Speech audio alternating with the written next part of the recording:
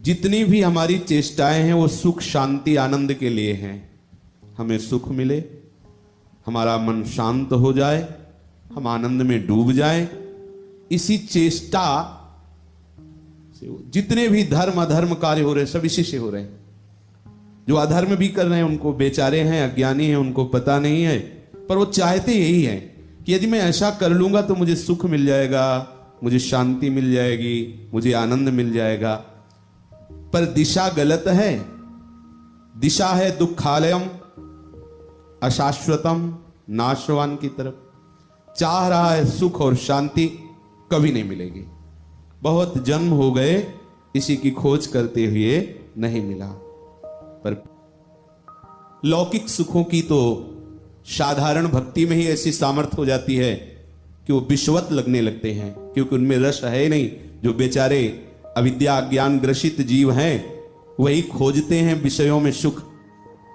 जैसे बेचारा मृग रेत में सुंदर जल का जो आभास हो रहा है उस आभास में दौड़ता घूमता है प्यास बुझाने के लिए, जिसे मृग मरीचिका कहते हैं।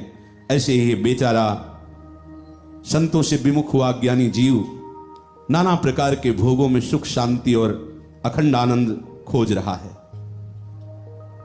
जब प्यारे जू की श्री चरणारविंद की उपासना मिल जाती है तो लौकिक विषयों की, लौकिक सुखों की, लौकिक पदों की क्या बात चले।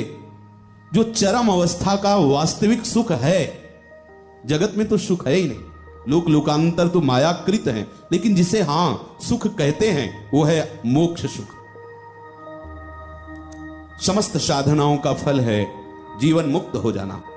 लेकिन जो श्री राधावर का भजन करने वाले हैं वो मोक्ष सुख की भी परवाह नहीं करते, उसको भी ठुकरा देते हैं, त्याग देते हैं। नहीं चाहिए मुझे मोक्ष सुख, मुझे प्यारी जो चाहिए, प्यारे जो चाहिए। ऐसा अपार सुख केवल भगवत राज्य में ही है।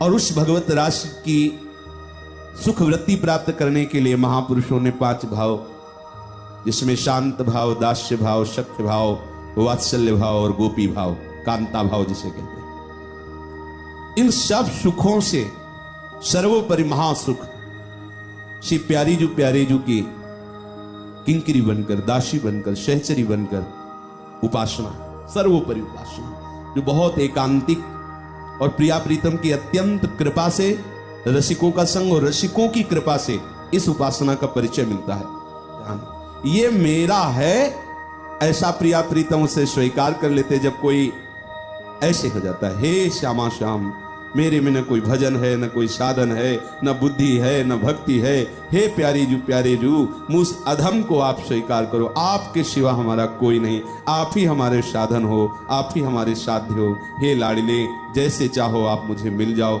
जैसे चाहो मुझे सद्गुण दे दो, जैसे चाहो मेरे भाव दे दो, भक्ति दे दो, पर लाडले आप ही मेरे जीवन आधार हो। बहुत बड़ी बात बन गई इससे। देखो, इसमें हम कोई मेहनत की बात तो नहीं कर रहे ना कि आपको 6 घंटे पद्मासन में बैठना है, आपको ऐसा। आप जहां हो, जैसे हो, जो भी हो, बहुत दयालु कृपालु की समुद्र स्वभाव वाली हमारी लाडली जी है। दयालुता, कृपालुता, आप अनुमान नहीं लगा सकते कि दयालुता और कृपालुता के समुद्र की क्या बात है। कितना भी कोई कैसा हो, प्रियाजू देखते ही नहीं, लालजू तो देख लेते हैं, क्योंकि वो कहते हैं कि वही मेरा भक्त है, वही मेरा प्रीतम जो मेरे अनुशासन में रहे, मेरी आज्ञा के अनुसार चले। अगर आज्ञा के विरुद्ध चलोगे तो अवश्य में भोक्तव्यम कृतम कर्म शुभा शुभम, भोगना पड़ेगा तुम्हें, शुभ शुभ कर्म भोगने पड़ेंगे।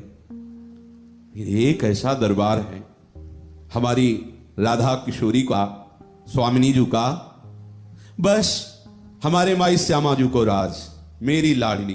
तो क्या